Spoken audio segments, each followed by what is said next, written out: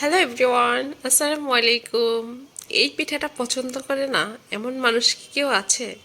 থাকলে কমেন্টস করে জানাবেন, কারণ এই পিঠাটা সবার পছন্দ। আজকে দেখাবো রেসিপিটা।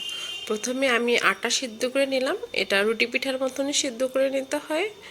আর এরপরে এটাকে এভাবে চিকন চিকন করে লতা লতা করে কেটে নিতে হয়। মানে অল্প একটু আটা হাতে নিয়ে এভাবে ডলা দিলে মানে আস্তে আস্তে লম্বা হয়ে যাবে। লম্বা করে করে তারপর হচ্ছে এটাকে হাতে নিয়ে এভাবে কাটতে হচ্ছে।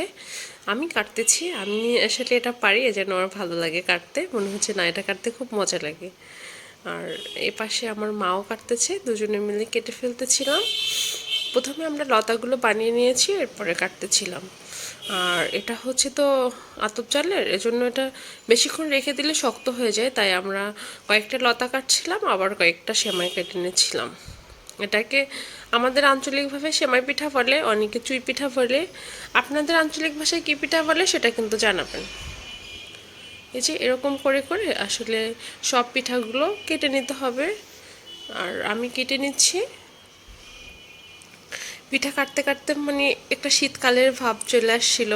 মনে হচ্ছিল যে হ্যাঁ, গ্রামের বাড়িতে শীতকাল, মানে এটা তো এরকমই হওয়া উচিত। এরকম অনেক রাত ভরে পিঠা বানাবো, আবার শীতে ঠান্ডা ঠান্ডা পিঠাগুলো খেতে অনেক মজা হবে।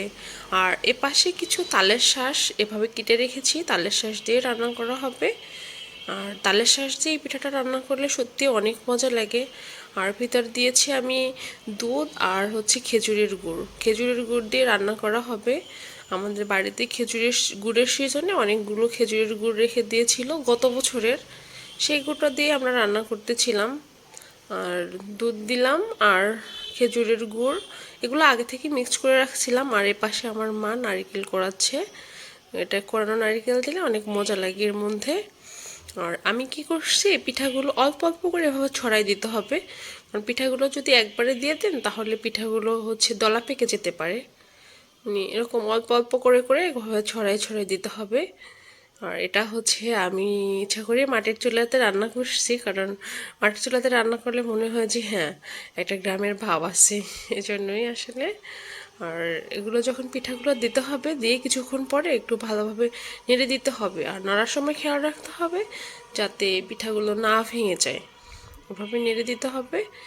আর এই যে টেক্সচারটা দেখতে পাচ্ছেন কীরকম হয়েছে, মানে একদম ঘন ঘন। আর এটা যখন হচ্ছে ঠান্ডা হয়ে যাবে, ঠান্ডা হয়ে গেলে আরেকটু ঘনত্ব আসবে। এটা আসলে শীতকালে এমন দিনে এমন পিঠা খেতে খুব মজাই লাগে। Thank you watching this video.